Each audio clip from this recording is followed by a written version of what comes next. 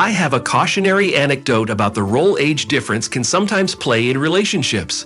At the time, I was already married, but ended up getting divorced for personal reasons unrelated to the topic at hand. Later on, I serendipitously met a lovely young woman. We had a passionate romance and everything seemed perfect, except for one concern that kept nagging at me. She was 7 years younger than me, and I worried that our age difference might become a problem in the future. However, she consistently reassured me and eased my worries. Ultimately, we got married.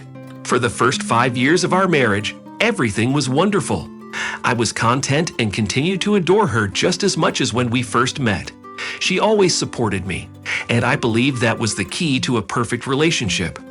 I was employed at a local university and had a heavy workload, while my spouse worked at an office.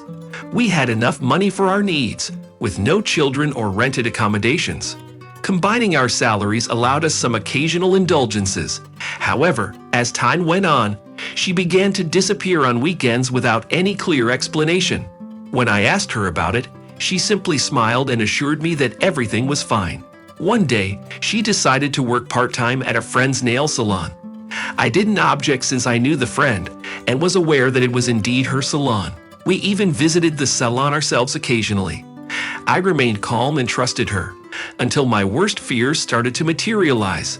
One day, wanting to do something nice for her outside of work and daily routines, I left my workplace, bought a beautiful bouquet of flowers, and drove to the nail salon. By the way, neither of us had previously visited each other's workplaces. I had never been to her university, and she had never been to my office. It simply hadn't been necessary or required. Since I worked close to home and she had a car, I thought it would be a pleasant and unexpected surprise. Plus, the women at the salon would surely be envious, not out of malice, but because most women enjoy that kind of attention. Generally, I drove to the salon, entered, and began searching for my wife. Among the numerous stylists and customers, I couldn't spot her. However, the owner of the salon, who happened to be my wife's friend, noticed me. "Wow, what kind of guest do we have today?" she greeted, wearing a pleasant smile.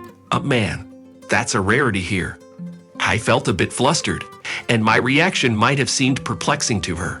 After all, she knew I was her friend's husband. When I inquired about my sweetheart's whereabouts, her friend appeared genuinely surprised. It turned out my wife hadn't been to the salon in a long while and hadn't made an appointment for that day. I explained the situation, emphasizing that she should have been working there as she had been for weeks. The girl shook her head in bewilderment and informed me that she had been offered a position at the salon some time ago, but had declined, deciding that her primary job was sufficient. I hadn't even noticed that during our conversation, everyone around us had fallen silent, eagerly listening in. Whispering started at that moment, followed by subdued laughter. The salon owner blushed with embarrassment, and it became clear to me that she had grasped the entire situation. The salon staff must have already suspected the truth before our conversation, and now it finally dawned on me as well. I felt incredibly uncomfortable in that moment. It seemed as though all the girls in the salon had their eyes on me, filled with surprise, and I couldn't help but feel like a complete fool. Struggling to find my footing, I sheepishly handed the flowers to the girl and muttered in embarrassment, "Sorry, these are for you then," before turning around and making a hasty exit into the fresh air. As the cool breeze cleared my head, I dialed my wife's number. "Hi, where are you?" I asked anxiously. "Where are you?" "I work in a salon," came her reply. Her voice was cheerful, accompanied by other voices in the background. Trying to swallow the lump in my throat, I responded, "I'm in the salon, and you weren't even supposed to be here." There was nothing but silence on the other end before the call abruptly disconnected. I didn't stay there waiting for her to call back. Instead, I made my way home. Surprisingly, my wife arrived shortly after. Initially, she remained silent, her head lowered as she stormed into the hallway. I took a seat on the bed and waited patiently. Eventually, she entered the room, sat down next to me, and wrapped her arms around me. A lengthy conversation ensued. She explained that a coworker had been pursuing her for quite some time, but she had been ignoring his advances. However, my constant preoccupation with work and lack of attention became a weakness on her part. Slowly, he had managed to win her over by asking her out on dates. They spent time together in cafes, went to the movies, and discovered numerous shared interests.